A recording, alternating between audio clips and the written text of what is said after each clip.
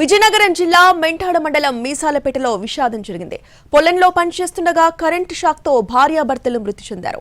కోరాడ ఈశ్వరరావు, అతని భార్య ఆదిలక్ష్మి పంట పొలంలో వరి ఆకు మడి తడిపేందుకు వెళ్లారు. సమీపంలోని చెరువు నుంచి నీరు తోడేందుకు పైపులు ఏర్పాటు చేస్తుండగా వారికి కరెంటు షాక్ తగిలింది. దీంతో దంపతులిద్దరూ అక్కడికక్కడే మృతి చెందారు. విద్యుత్ శాఖ అధికారుల నిర్లక్ష్యం వల్లే 2 నిండు ప్రాణాలు పోయాయని గ్రామస్తులు ఆందోళన వ్యక్తం చేస్తున్నారు.